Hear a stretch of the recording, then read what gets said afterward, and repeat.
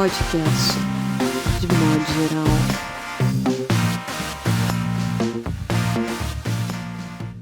Olá, tudo bem?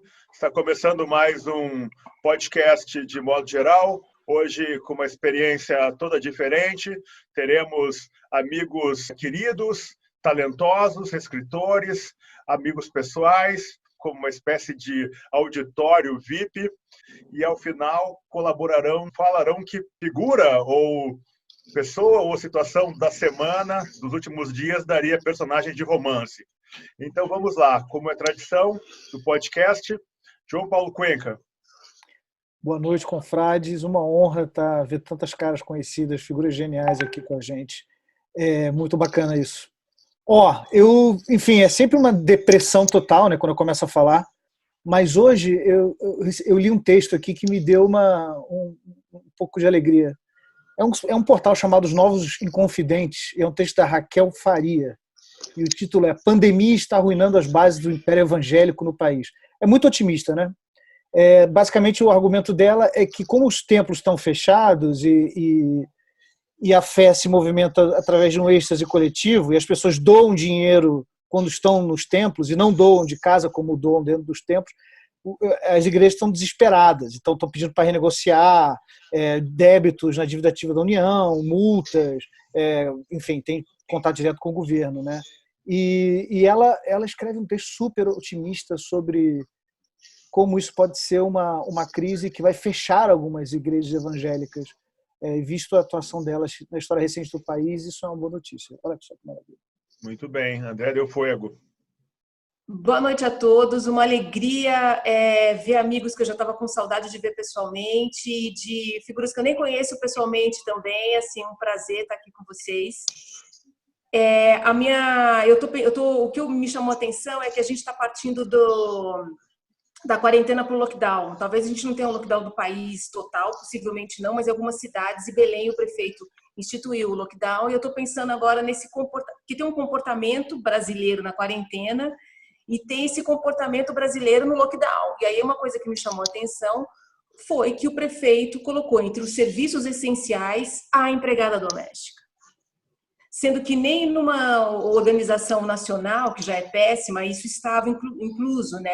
Está incluso nos serviços essenciais, coisas como supermercado, farmácia, táxi, Uber e call center. Podemos falar sobre o call center, né? Que justamente são firmas terceirizadas por telefonia, TV, banco, seguradoras, né? Enfim, houve um caso de uma menina de 27 anos que morreu em Santana, que trabalha no call center. E aí, essa mudança da quarentena para o lockdown, eu acho que a gente vai observar aí mais coisas sobre nós. Sim. Mauro Damer. Cara, boa noite. Foi super legal ver essa nova configuração aqui. Feliz por ver um monte de gente, assim. Foi uma surpresa super legal agora, tá? Bem diferente. Tá? Sabe o que me chamou a atenção? Eu fiquei essa semana, agora com a morte do Ciro Pessoa, teve uma discussão, assim, perto da minha rede, assim, tal, se o Ciro tinha sido um cara legal ou não, foi fundador dos Titãs e tal. Pouca gente sabe, mas ele está ligado muito ao rock aqui de São Paulo e a um rock dos anos 80, uma espécie de ambiente cultural, assim, dos anos 80, que foi importante e tal. E aí me veio um pouco esse pensamento de geração, cara. Eu fiquei tentando lidar com isso, assim, de entender o que esses poetas, o que o rock, o que a cultura dos anos 80 significa e por que vários deles terminaram tão conservadores, assim. Eu fiquei pensando nisso, sim. Então acho que a nossa tarefa ela fica maior ainda, assim, junto com a morte do Aldir Blanc, com o papelão da Regina Duarte, tal. Então é meio, por um lado meio. Eu fiquei um pouco lidando com essa tragédia. Sim. Débora Dornelas, escritora Débora Dornelas, você concorda que os roqueiros dos anos 80 estão dando a desejar? Eu acho que tem roqueiro de todo jeito, mas a gente tem visto uns que surpreendem, né? As posições conservadoras, é muito estranho. Eu sou de Brasília, aqui vivi bastante o rock Brasília, aqui conheço muita gente que não pensa assim, mas eu tenho visto, não é a primeira vez, né? Que a gente vê um personagem e ainda o cara morreu de Covid, né? Mas eu nem sabia, eu não conhecia a história dos Titãs, eu não sabia que o Ciro Pessoa era fundador dos Titãs. Fiquei sabendo hoje com a notícia da morte dele, inclusive. Uhum. Mas eu conheço, a gente sabe, mas eu sei mais disso pela imprensa mesmo. Me surpreende, de verdade, porque eu acho Sim. que não combina, sabe? Sim, perfeito, perfeito. Obrigado. Então, meus caros, precisamos falar de Dias Toffoli, porque tem esse sujeito que foi indicado pelo Partido dos Trabalhadores para o Supremo Tribunal Federal. Essa semana ele foi destaque, e essa decisão dele que suspendeu a decisão do Tribunal Regional Federal da 5ª Região, que determinou ao Ministério da Defesa que retirasse do site, né, as manifestações em defesa do golpe militar, dizendo que tinha sido, né, uma ação democrática, contrariando a decisão da juíza de primeiro grau e também, né, do próprio Tribunal Regional Federal. Isso é um absurdo, e como se não bastasse, ele lá pelas tantas ainda botou, não é, ainda mais argumentos e falou demais. Ele disse: como tenho reiteradamente falado, sempre que me deparo com situações como esta, nosso país vive um momento de excessiva judicialização, decorrente em grande medida da alta conflitualidade presente em nossa sociedade, a qual se torna cada vez mais complexa e massificada.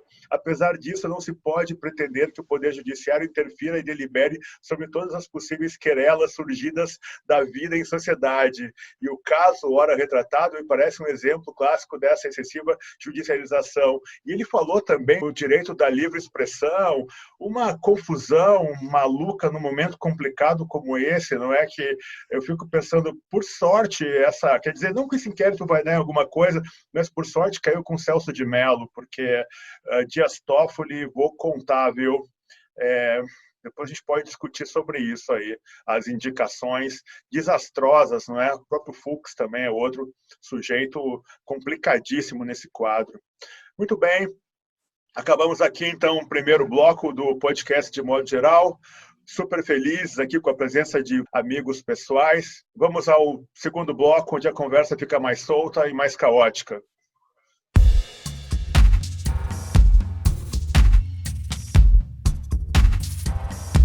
Podcast de modo geral.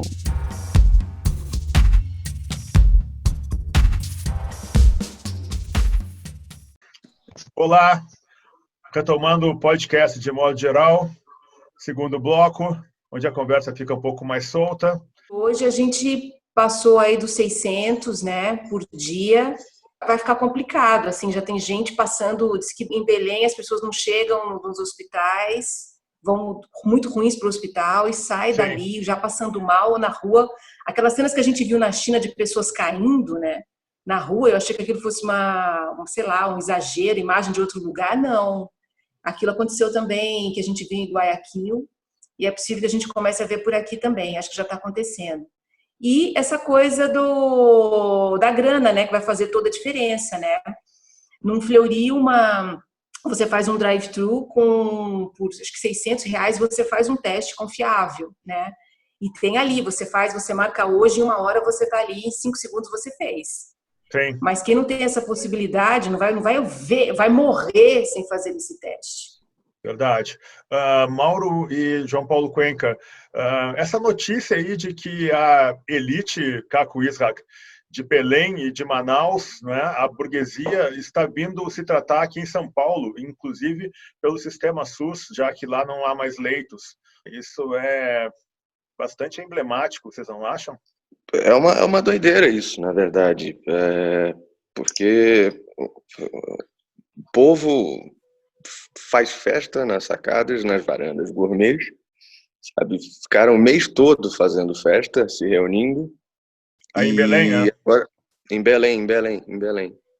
E agora esse decreto do governador, só corrigindo a Andréia, não foi o prefeito, foi o governador, o Helder Barbalho, que baixou esses serviços, essa gama de serviços essenciais, 49 serviços essenciais, dentre os quais serviços domésticos, sabe? Então os caras fazem as festinhas deles, pressionam, porque isso foi pressão, pressionam o governador para abrir essa vaguinha para as domésticas, para limpar a bagunça deles, e aí no pega para capar, o povo fica morrendo na rua, já tem caso de gente morrendo na rua. Pai de amigo meu teve que rodar a cidade toda atrás de hospital. Nesse mesmo dia, morreu, 2 pessoas morreram do lado de fora tentando entrar, sabe? E aí os caras pegam a UTI aérea e caem fora para São Paulo, sabe? A classe UTI alta. aérea. Muito boa esse termo aí. João Paulo Cuenca, o que tu acha disso? Ou, Mauro, coloquem outro assunto aí para a gente ir em frente. Não, eu acho que isso só uma coisa tem que ser feita, mas a gente sabe que não vai ser, é que todas as UTIs do sistema privado de saúde tinham que ser disponibilizadas dentro do sistema SUS, porque hoje em dia a ocupação do sistema privado é 50%, o SUS está estourando 100%, né? A lei prevê isso, a lei prevê que a União reembolse os hospitais particulares, enfim, tem protocolo já feito sobre isso, mas evidentemente isso não vai acontecer, né? Mas seria o lógico que todo mundo entrasse numa fila só, né? Sim. Mauro?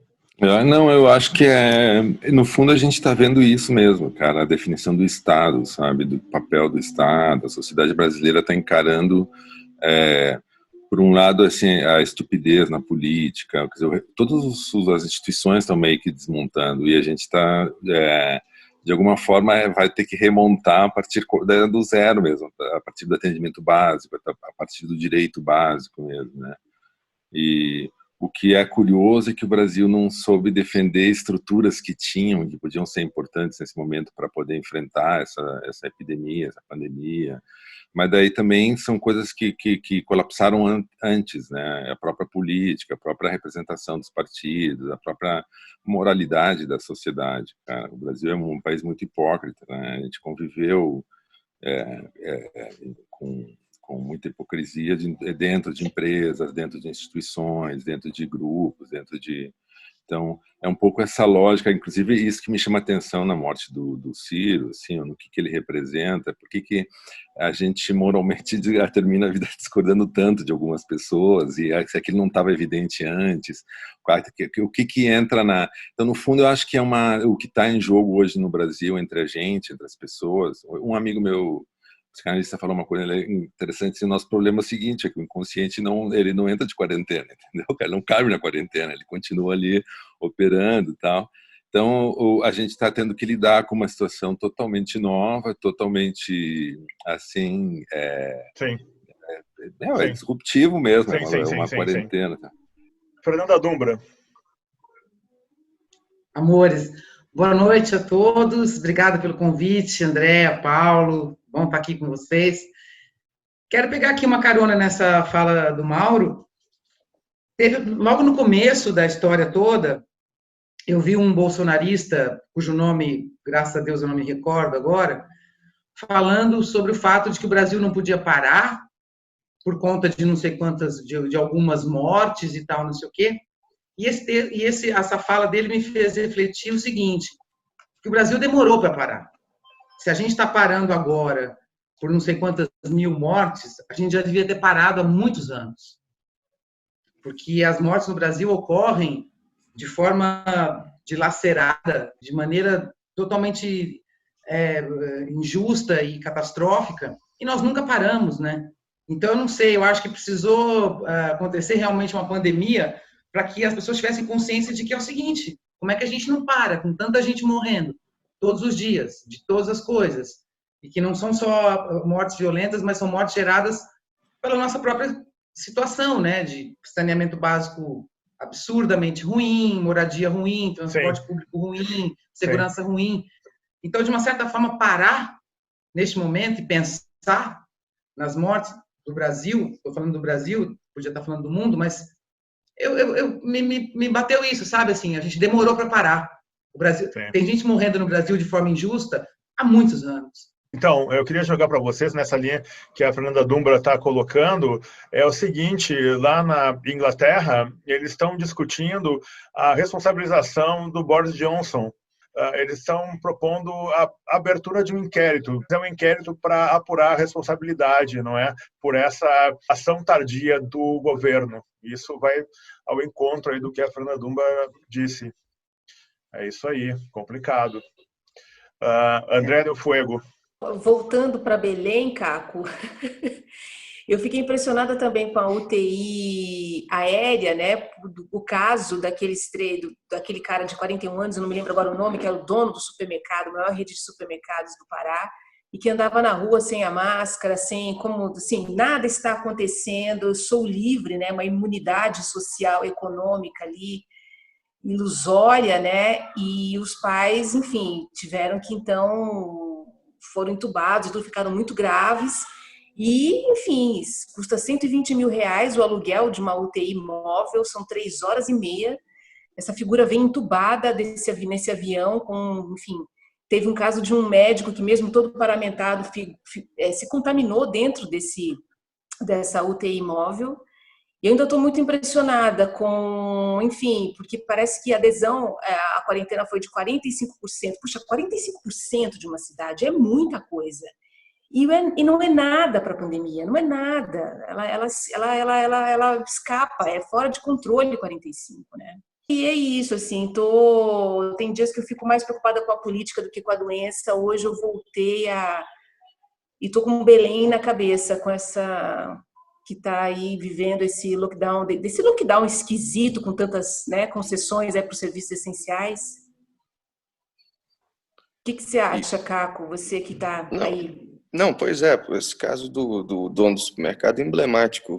Isso, pegando o gancho do saneamento básico, acho que a Fernanda falou, não sei, é interessante constatar Belém, Manaus, só Belém, Manaus, assim, eu tiro por não sei de Manaus, não posso falar com certeza, mas Belém são 2% da cidade tem acesso a saneamento básico. Absurdo, sabe? E a gente vai ver Rio de Janeiro, São Paulo, onde está pegando de fato, nas periferias, sabe? Então, isso a Centro-Oeste Sul, a gente não vê. A pandemia ainda não chegou no Centro-Oeste e no Sul, sabe? Chegou lá, onde tem 2% de saneamento básico, onde tem, enfim, não tem água, tem bairro que não tem água. Então, isso aí é muito fácil, sabe? Exatamente o cara chegar e tocar o terror na cidade. Eu tô com uma gripezinha e ir embora. Eu tenho um caso da cidade litorânea, lá perto que é o point da classe alta de Belém, né? Na Salinópolis, Salinas, no litoral. Logo que começou a pandemia, o prefeito não pensou duas vezes, ele fechou a cidade. Sabe, o que o Witzel estava tentando fazer no Rio de Janeiro em vão, o cara chegou na marra, fechou a cidade, ninguém entra, ninguém sai. Porra, teve gente. Por quê?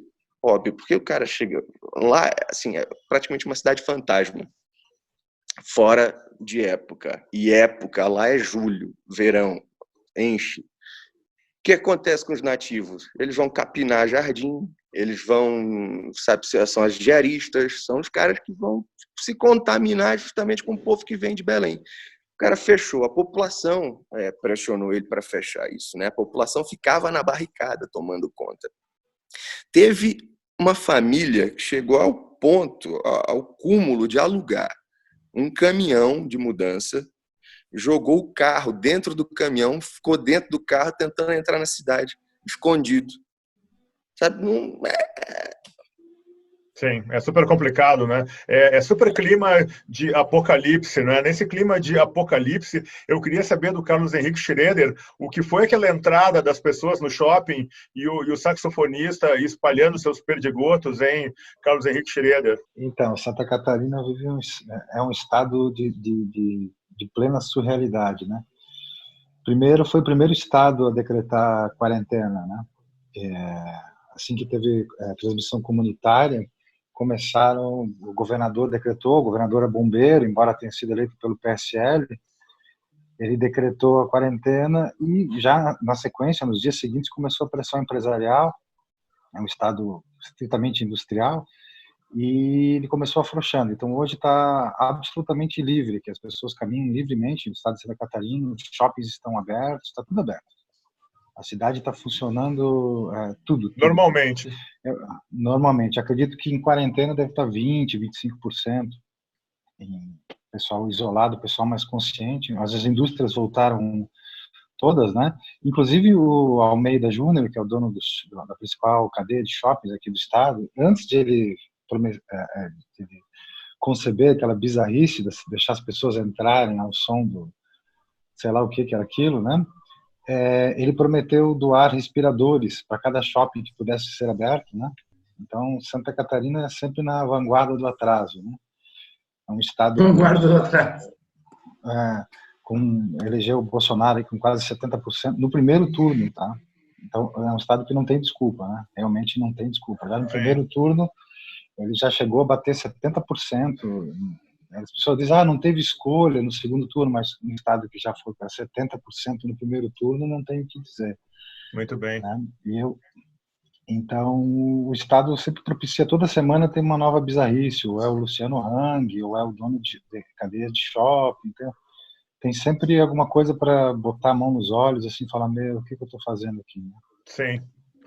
Beleza, meu caro. Valeu. João Paulo Cuenca, e aí? O que mais? E aí? Cara, eu tô, na verdade, enfim, todos nós, né? Eu tô muito preocupado com o Sérgio. Essa notícia ontem me pegou, tipo, tá foda. Eu tô dando reload na página do André, da Sônia, muito preocupado, né? Ele tem problemas de saúde já há alguns anos e tal, mas estava lá, firmão, né? Sim. E o Sérgio, cara, se eu falei quando o Rubem Fonseca morreu que era o grande escritor brasileiro vivo, o Sérgio é o grande escritor brasileiro vivo em atividade. Eu acho que sim. Essa fase tardia dele é genial, ele é muito generoso, troca com a gente, escreve orelha, enfim, é uma lê pessoa todo mundo. Lê todo mundo, tipo, tomara que não aconteça nada, né? Tô, tipo, sei lá, rezando, torcendo. Sim, mas é uma situação crítica. Como estão as coisas aí em Salvador, Lima Trindade? Isso aqui, assim, a cidade está muito bem organizada, o governo do estado tem agido muito diretamente junto com o prefeito, né? O curioso é pensar que o Grampinho, né, o ACM Neto, que acabou de ser chamado aí pelo Bolsonaro para negociar, né, o Centrão, né, tem uma atitude assim tão direta.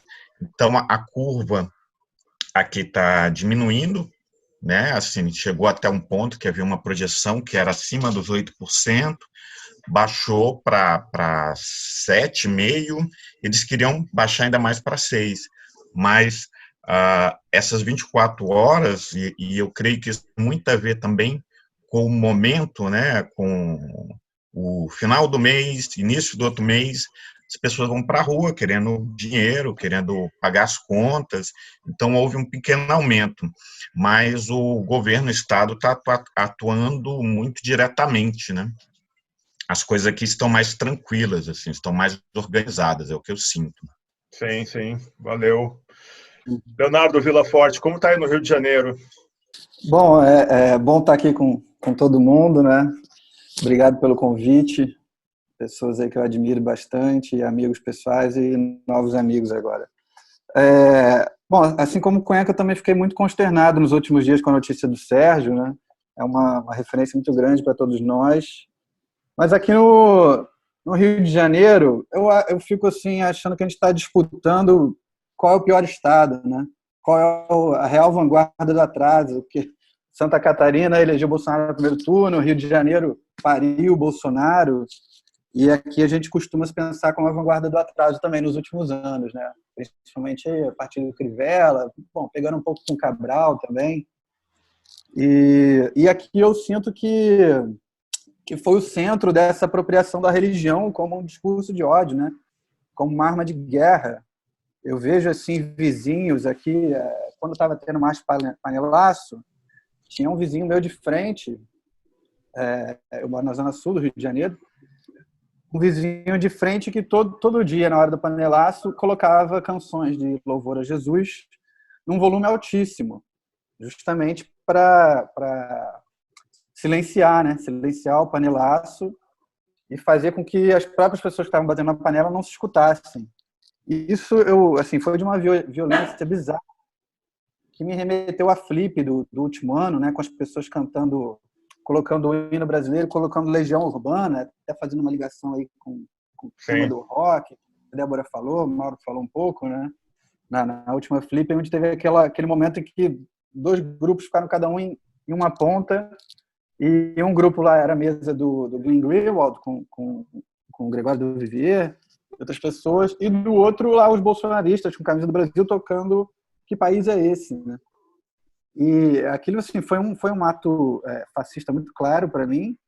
E sobre o rock, né, o fato é que algumas pessoas enxergaram na forma do rock uma ponte para o discurso conservador.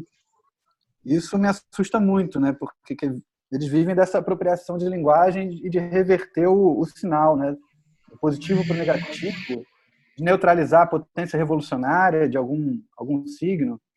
Isso me assusta muito, essa... Sim. E eu vejo que aqui no Rio foi um centro, até essa questão das igrejas evangélicas agora perderem fonte de financiamento também me alegra bastante. Sim. Andréa? Essa coisa com a religião, assim, tá... Nossa, né? Vamos conversar sobre religião e pandemia ainda voltando para Belém, né? Eu vi que, enfim, Círio de Nazaré ainda o governo deixou para a Igreja Católica resolver, né? Deixa eles resolverem se vai ter Círio ou não. E parece que o Círio é daqui 5 meses e ainda assim, porque a Santa faz milagres, né? Então acho que tem uma ideia de que assim que vá 2 milhões de pessoas carregando a Santa e tal, porque ela vai curar pessoas, né? E acho que tem essas pessoas que a gente vê ajoelhadas, né, assim, pelo Brasil, né, em gramados, em ruas e tal, orando pelo país, né, orando pelo Bolsonaro. Tem correntes de oração para esse homem todo dia, sabe? É assustador. Nesse sentido, eu acho bem preocupante como é que se deixou, não é? Como chegamos nesse ponto aí dessa desconexão. Esse foi um espaço ganhado aí pelos evangélicos que armaram uma verdadeira máquina, né? Hoje alguém comentou que o Bonassi, num encontro literário, numa Bienal, parece, em 2004, Fernando Bonassi alertou que o Brasil seria dominado pelos evangélicos se não houvesse aí uma ampliação de projetos e atenção para certas áreas que já eram ocupadas por essas pessoas, porque é uma carência muito grande. Então, quer dizer, esse é um espaço que ficou aberto aí, como o Chico Sá deixou bem claro, não é, no penúltimo, de modo geral, e foi ocupado. E agora vai ser bem complicado de tirar esse espaço. João e Mauro, e depois nós vamos para o terceiro bloco, e aí todo mundo fala. A gente de novo volta para aquela... Hoje alguém escreveu no Twitter, eu não lembro quem, que saudade de falar no bar, gritar e bater com o copo na mesa que a esquerda falhou, a esquerda acabou e pedir outra cerveja, né? A esquerda não falou com a base, a esquerda deu as costas para a base, para o povo, enfim. E esse espaço virou um curral eleitoral desses caras, e a gente está vendo as consequências disso e vai viver durante algum tempo ainda. Isso é uma coisa que talvez mude o Brasil para sempre. A gente está vendo a formação de um regime miliciano neopentecostal num país um continental de 200 milhões de pessoas. É uma coisa que não tem precedente na história da humanidade. O que está sendo criado aqui, né? A gente espera que esse revolucionário que é o Bolsonaro fracasse, mas não sei até que ponto também essa pandemia é um tiro no pé dele ou não, entendeu? Quando isso surgiu, eu via isso como um acelerador histórico da queda dele, sabe? Agora não tenho muita certeza, não. Sim. Mauro Damer.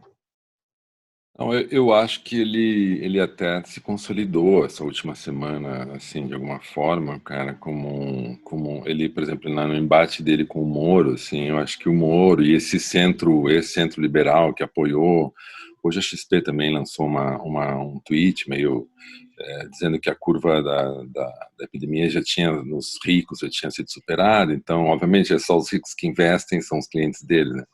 Mas isso tudo vai revelando, eu acho, um pouco um erro no fundo, sabe? É um erro. A XP sempre passou a última eleição inteira, por exemplo, apostando um pouco nisso que está aí, né?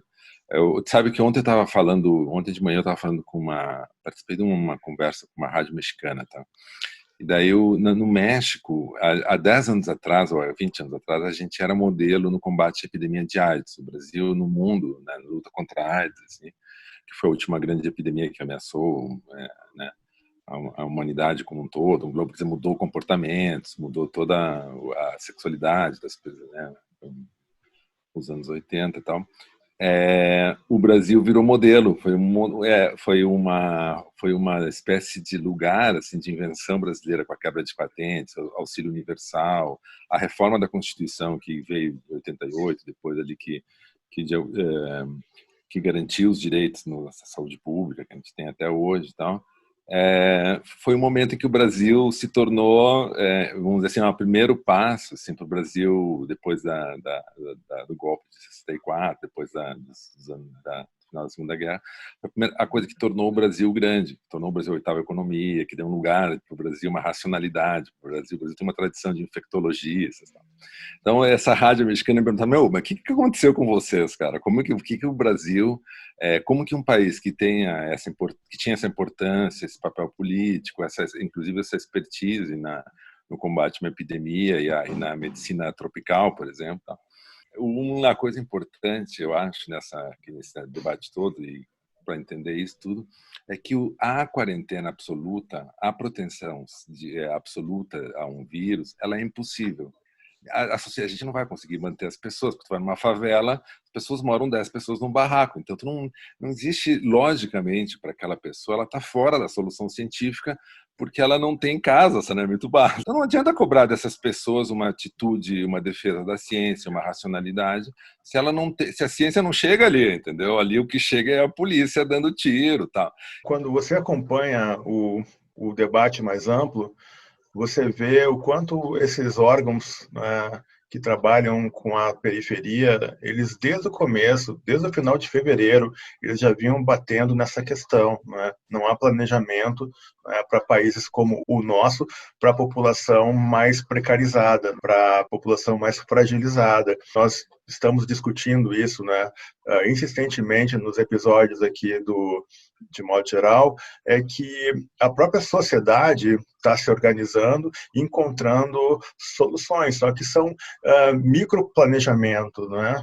Microintervenções, e isso passa completamente por fora do noticiário, que, dadas todas as limitações, sequer consegue chegar lá na ponta para saber, né, das movimentações que estão sendo feitas, e também uma certa má vontade em descobrir essa rede que se organizou pelo Brasil inteiro e na periferia de São Paulo. Não é? Isso não chega no noticiário. É claro que essa ação que prioriza, né, uma visão burguesa de bolha, e ela vai para a televisão colocar soluções, como você disse, científicas, né, que são insuficientes para um país como o nosso. Mas é importante saber, e nós temos discutido isso, que há grupos que estão se mexendo aí, né? E como nós já falamos aqui, se há algum otimismo nesse processo todo, posso estar muito enganado, talvez venha dessas micromovimentações aí que estão acontecendo, pelo menos na periferia das grandes cidades, né? Então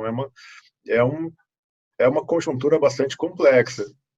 Bom, com essa rodada de manifestações, fechamos aqui o segundo bloco do podcast de modo geral, e hoje vamos para um terceiro bloco totalmente diferente, porque não só nós quatro falaremos, mas também todos os convidados aqui apontarão que figura dos últimos dias dariam boas personagens, vilões ou protagonistas, enfim, de romances brasileiros contemporâneos.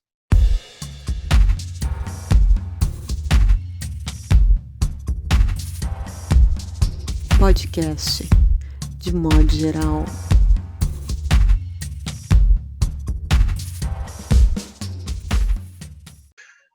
Vamos começar então pela Andrea Del Fuego. O meu personagem é o piloto do jatinho da UTI aérea, da UTI móvel aérea. E ele vai dar uma estragada nesse paciente, ele vai chegar um pouquinho pior no Einstein. Ótimo, muito bem. Fernanda Dumbra. Quero falar muito rapidamente 3 coisas.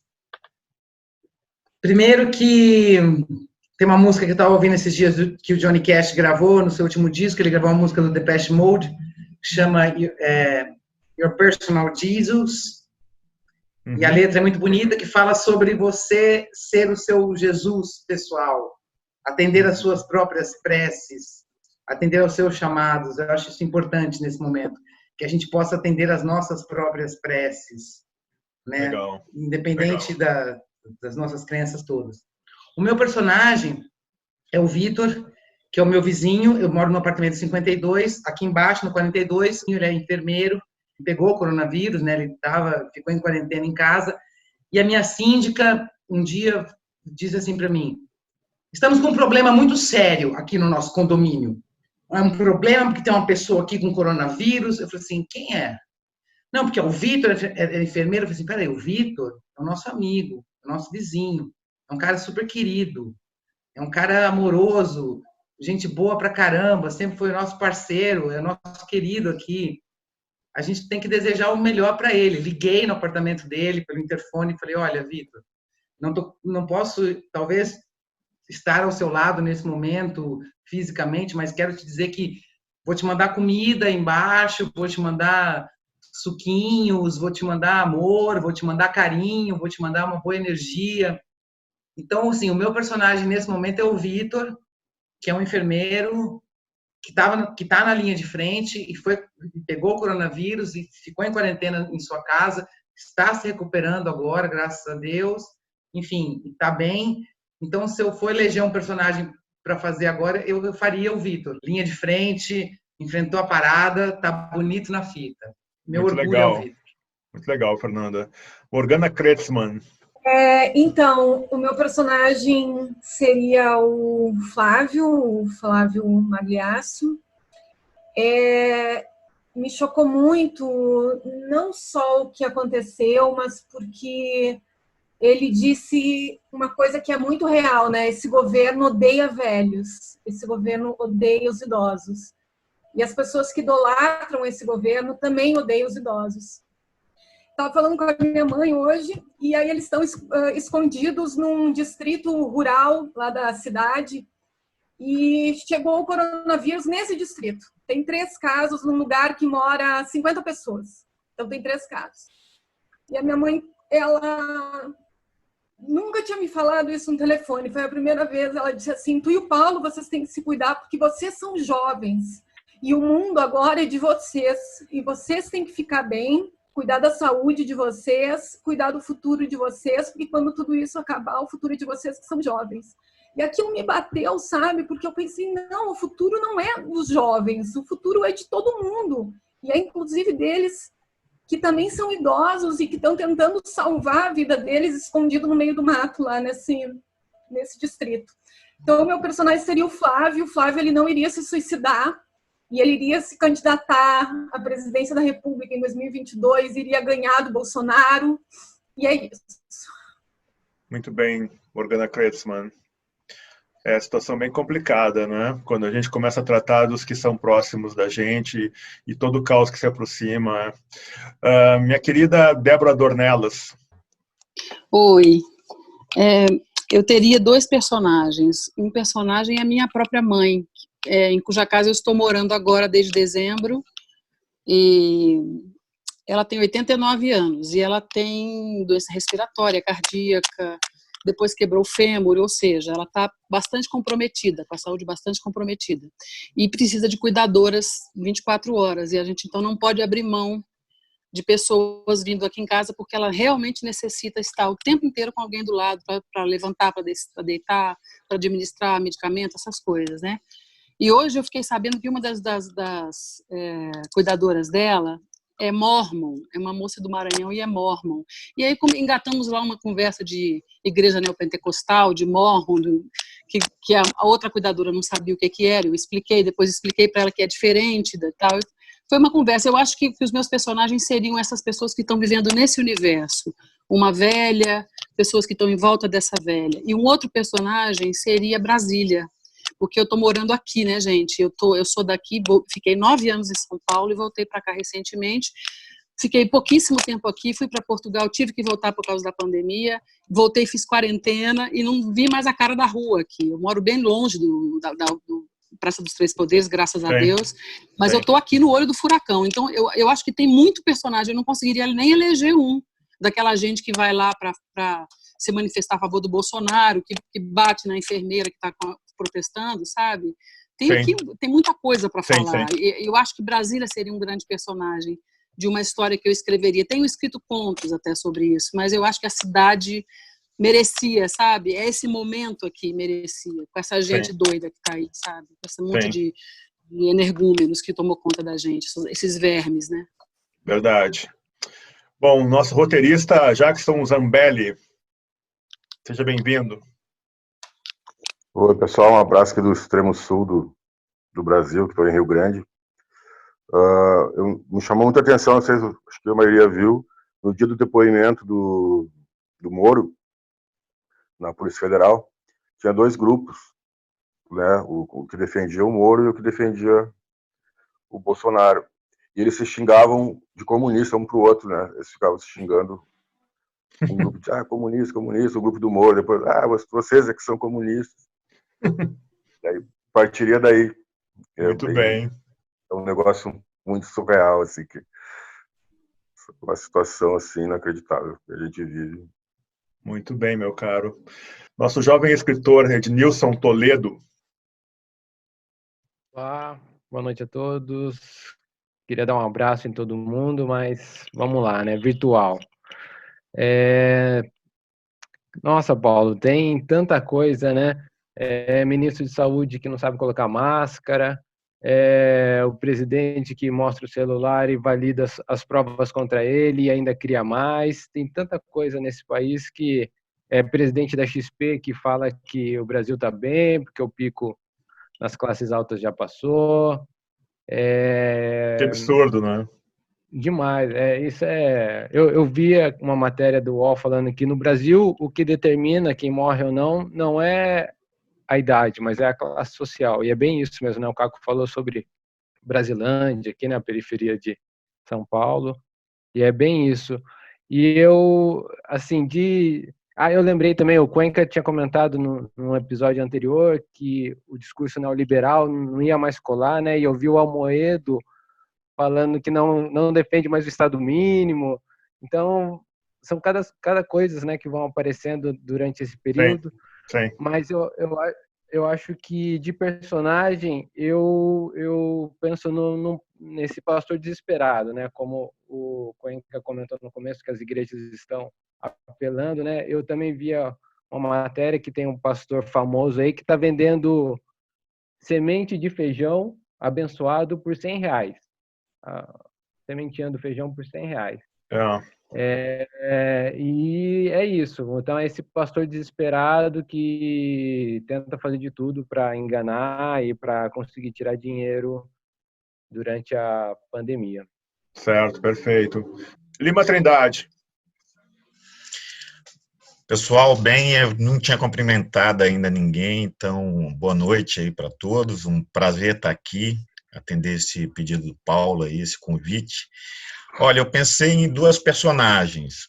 A primeira personagem seria a assistente da Regina Duarte, né, que eles tiveram um diálogo surreal.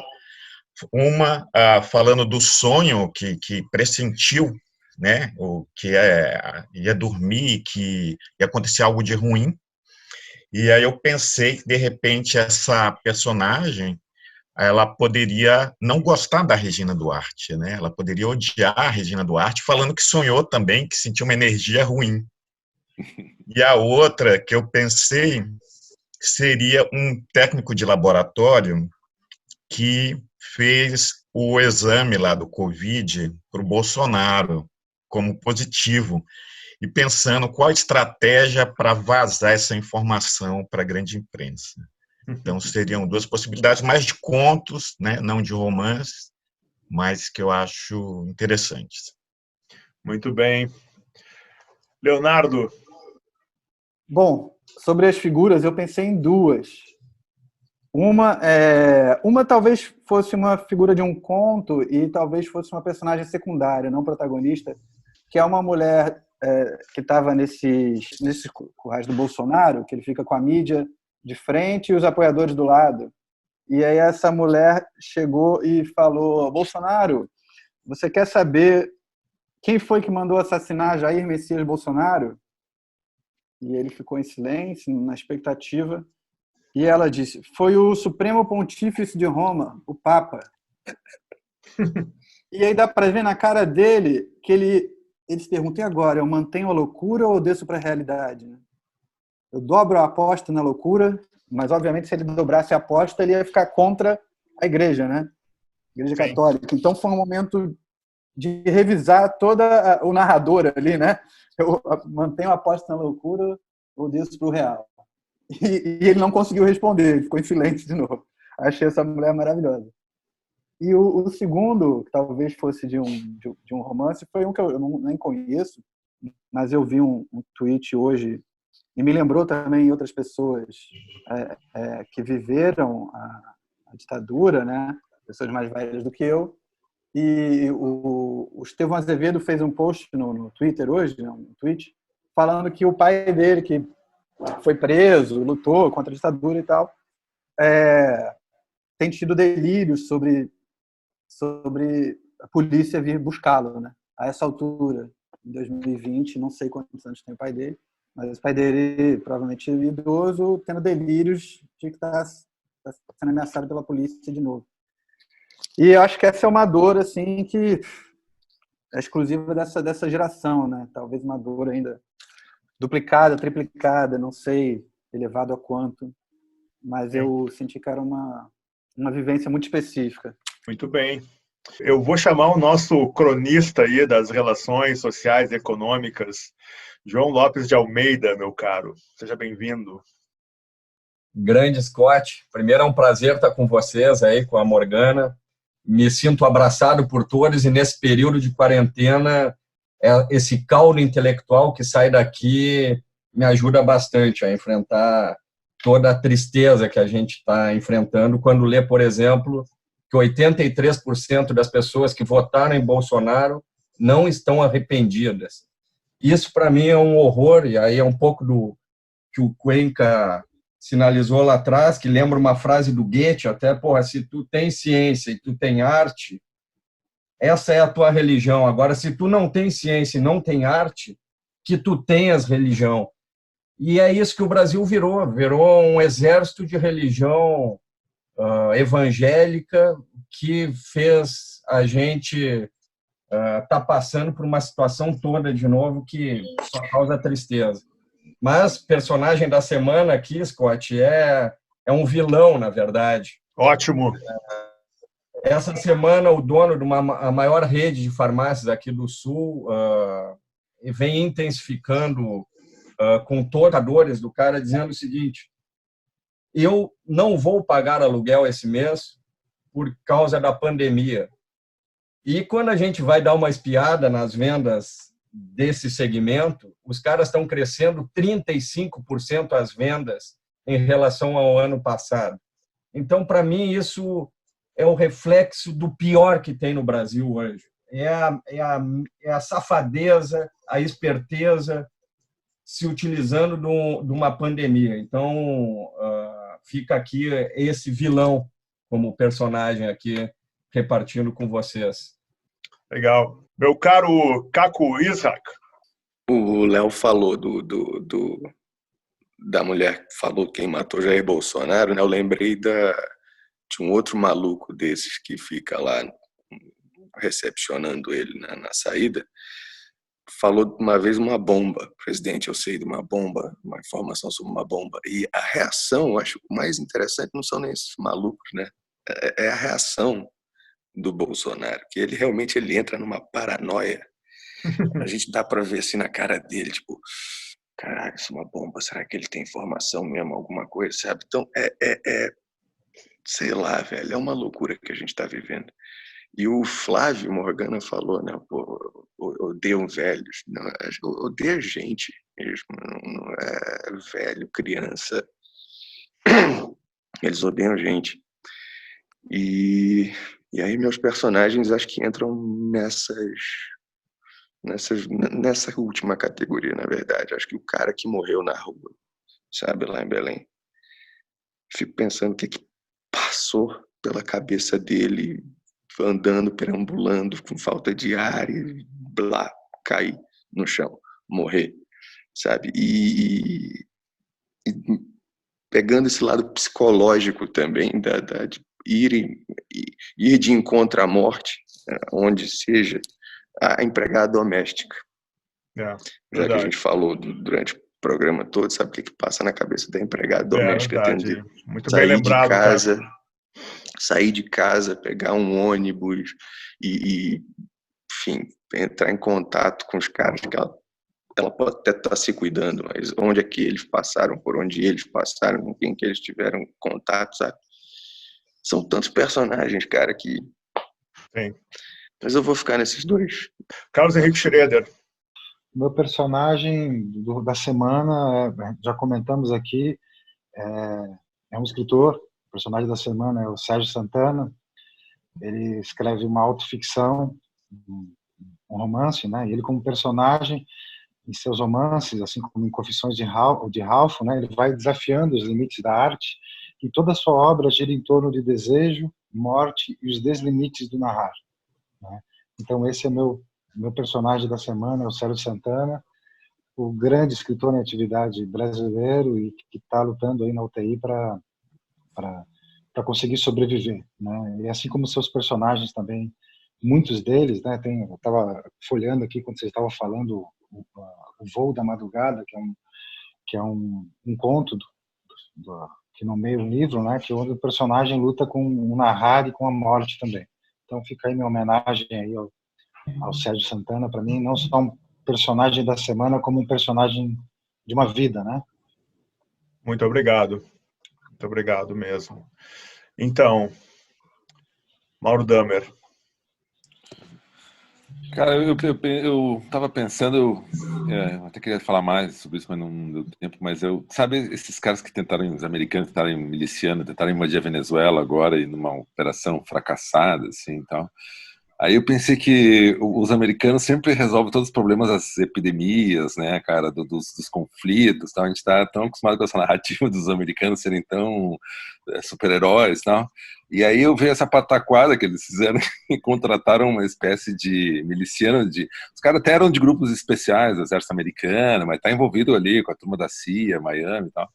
E no meio de uma pandemia foram invadir a Venezuela e acabaram presos por um pescador de chinelo havaiano. Então, é um negócio meio Bacurau, assim, sabe? Aí os caras tiveram que ir lá em Miami dizer, não, que não era bem isso. Aí veio um monte de desculpa furada e se desnudou toda essa montagem da CIA ali, do Guaidó, estava todo mundo esperando, é o cara de Miami. O Washington Post teve que denunciar isso, porque foi tão... a pataquada foi tão grande que eles tiveram que contar tudo que deu errado para poder, fudeu esses caras aí, entregaram todo mundo. Então eu acho assim, no fundo é uma miséria tão grande que a gente está vivendo que tudo tem a ver um pouco com essa geopolítica, eu acho. O Bolsonaro só tá ali por causa desses caras aí, entendeu? É o mesmo Mike Pompeo, o mesmo Marco Rubio que financiou essa operação, são os amigos do Bolsonaro. E esses caras, no fundo, querem ser miliciano para ser contratado mesmo. Eles estão comprando arma para entrar e se oferecer. É tudo servidão voluntária mesmo. Então eu acho que o Brasil é essa tragédia. Eu faria uma cena meio Bacurau, meio assim, meio trágica desses caras tentando invadir a Venezuela e se fudendo na atual conjuntura. É muito absurdo, eu acho. Sim, muito bom. Marquinhos. Boa noite para todos, escritores, escritoras e essas atrizes lindas que estão aí. O meu personagem, hoje eu fiquei bem impressionado, fiquei pensando na definição do Walter Ugumãe, na entrevista dele com o Jorge Figliolini, ele se referindo ao Bolsonaro, dizendo do orgulho, da ignorância, de ser contra a ciência, e dá uma tristeza na gente, né? Ver que realmente o Bolsonaro é o porta-voz de uma parte da população que são raivosos, eles não se contentam apenas em ser contra a evolução, contra o desenvolvimento, eles têm orgulho e têm raiva. E pensar que o Bolsonaro concorreu com Fernando Haddad, o extremo oposto dele, que nos daria orgulho de ter eu, como paulista, que tive 4 anos do governo do Haddad, realmente totalmente contra, sabe, diferente da classe política e do que o Bolsonaro representa.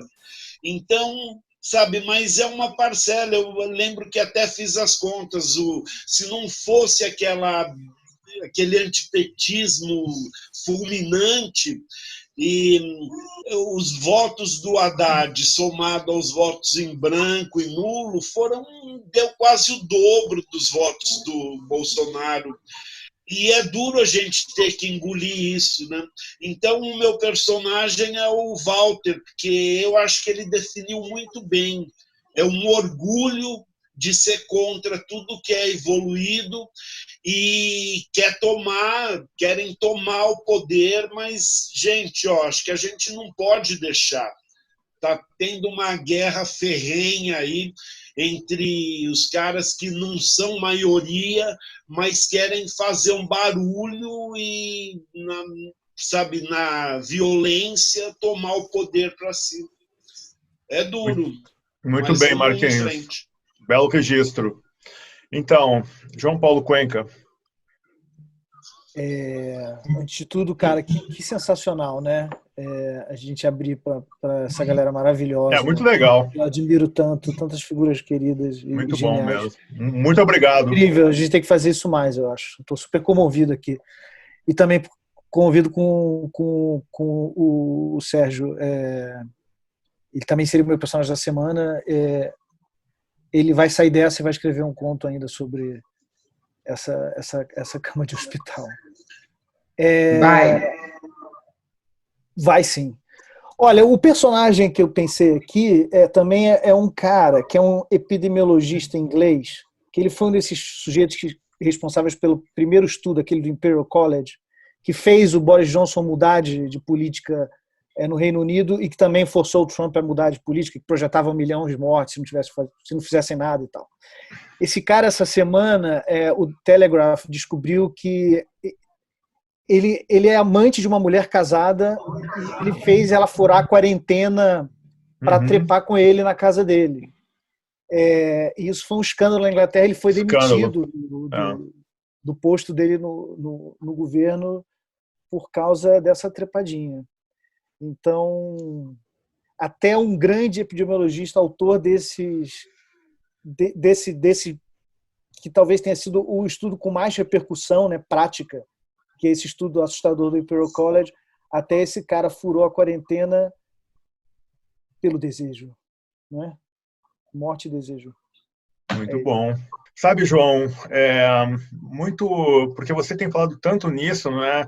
Isso vem muito ao encontro das minhas pesquisas para o Rondonópolis, porque eu estou muito estudando milícia, polícia militar, polícia civil, então tem esse poder hoje no país, e me ocorreu, já na semana passada, numa personagem que seria da polícia militar, e fazer, como eu vi alguns amigos meus que são da Polícia Civil, Polícia Federal, como esses caras se transformaram com o tempo. Uma grande liderança da Polícia Federal foi o sujeito, meu amigo de bairro, que me deu o primeiro livro do Paulo Leminski, que eu nunca tinha lido Paulo Leminski, e esse sujeito hoje ele não conversa mais comigo porque a gente não tem como conversar um com o outro, apesar de ter, enfim, né, todo o passado aí, mas é porque esses caras acabam se distanciando. Eu criaria uma espécie de soldado da polícia militar que entra por necessidade nos quadros da polícia militar e com o tempo ele vai se transformando porque ele percebe que não tem planejamento, não importa o governo, não tem planejamento para a segurança. E que essas pessoas, porque você sair de casa sem a certeza que vai voltar vivo, é uma pressão psicológica muito forte. Então, essas pessoas são jogadas numa fogueira absurda e cada 4 anos muda a direção, não tem planejamento, não é? Vocês que se virem, e ele vai descobrindo esse poder que ele tem e que está confrontado com a sociedade que olha para eles com desprezo, com acusação, né, com ataques, e aí surge o mito que está falando em violência, em poder e empoderamento para essas pessoas. E esse cara, que no começo era uma coisa, ele vai lá e se transforma, que é um perfil bastante factível e verossímil, eu acho. Esse cara, né, ele vai e vira a chave, e vira um dos tantos adoradores do mito, né? Que fala que tem que matar, e bandido bom é bandido morto, que faz o pudor, né, de falar esse tipo de coisa em público sumir. Então, e é um pouco nessa linha que eu tenho trabalhado para o Rondonópolis, porque nada nunca é simples. Pela morte do Adriano, arquivo bom é arquivo morto, né? Perfeito. Isso explica a morte do Adriano, por exemplo. Perfeito. Arquivo bom é arquivo morto. Com arquivo bom é arquivo morto, nós fechamos o nosso podcast, sensacional edição, sensacional episódio do podcast de modo geral, número 14. Eu quero agradecer a todos vocês, Lima Trindade, João Lopes de Almeida, Débora Dornelas, obrigada, Paulo. Wilson Toledo, Fernanda Dumbra, Leonardo Villaforte, Jackson Zambelli, Carlos Henrique Schroeder, Caco Isra de Belém, Marquinhos da Mercearia, Morgana Kretzmann, André Del Fuego, João Paulo Cuenca e Mauro Damer. Obrigado de coração e até a próxima. Fora Bolsonaro! Fora! Bolsonaro! Fora!